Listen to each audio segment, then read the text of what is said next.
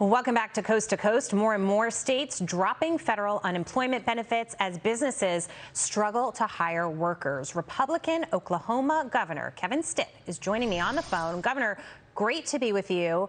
I understand that you're going to be making an announcement on this very issue today, so tell us what you're thinking. Sure, absolutely. Well, thanks for having me on. A few weeks ago, I lifted the state of emergency in Oklahoma because the reality is COVID is no longer an emergency in our state. And we were one of the first states, June 1st, to fully reopen. Cases are down 95%.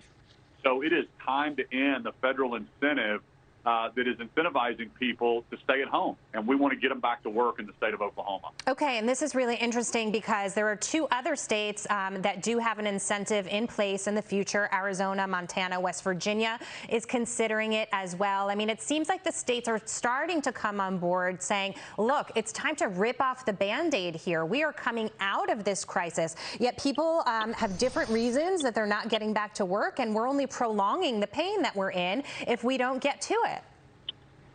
Absolutely. Ronald Reagan said that the best social program is a job, and we believe that in Oklahoma. As a matter of fact, last month we had 68,000 job postings. Businesses all over the state are telling me they can't hire workers, and so we want to opt out of the federal program that's been incentivizing people, and they're making more money staying at home, and we want to get people back to work. It sounds, like a plan that will, revitalize the economy of your state and other states as well. And you're actually using the federal funds that were meant to be to extend the unemployment benefits, saying we can use this money, but we can use it in a positive way to get people back at their jobs. Yeah, we decided to give a $1,200 bonus for the first 20,000 Oklahomans that got off unemployment and got a job. And so we're using the American Relief funding to fund that $1,200. And we want to incentivize work and not incentivize people to stay at home. I mean, it just makes perfect sense to us. And what are you finding in your state, the willingness of people to want to get back into action? Because I've been watching this, being in New York pretty much the whole time myself, but having many friends that are living in Texas and Florida right now, having very different pandemic experiences than me, if you will. When people leave Oklahoma, they call me and they come back and they travel to other states and they say it's the Oklahoma appreciation tour when we leave our state. I've reminded Oklahomans that we don't know how good we have it here compared to some of these blue states that are continuing to close their schools and shutter their businesses.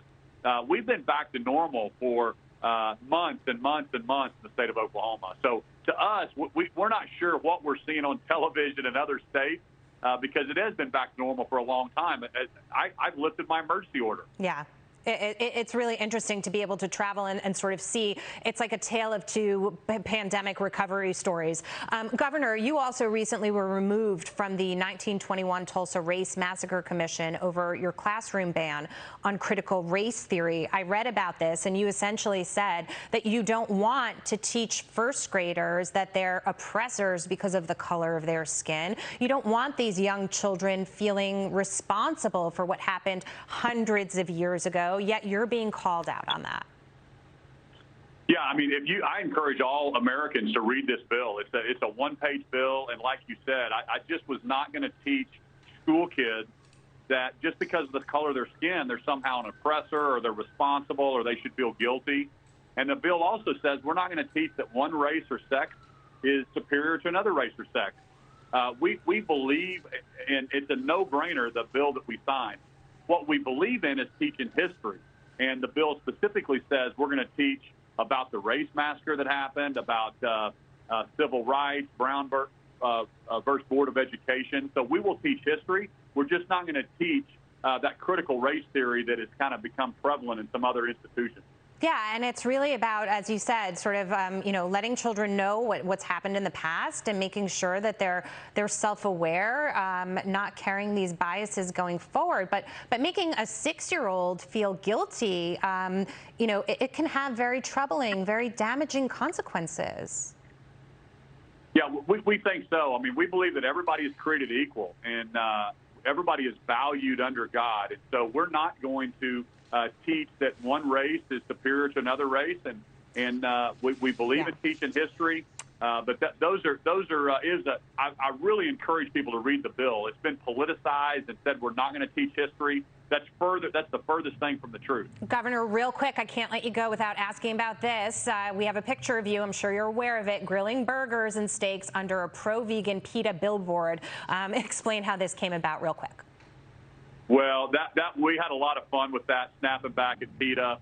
Basically, I was recruiting some agricultural businesses to Oklahoma when Colorado decided to shut their economy down. We successfully did it, and I declared meat all week to support our 110,000 folks that worked in the ag industry. Well, PETA put a billboard out, and I thought, this is fantastic. And so we grilled out hamburgers and steaks and hot dogs and gave them out to Oklahomans right underneath the billboard. And we believe in freedoms in Oklahoma. So we love it. Governor, we're out of time, but we really appreciate you calling in. Thank you so much.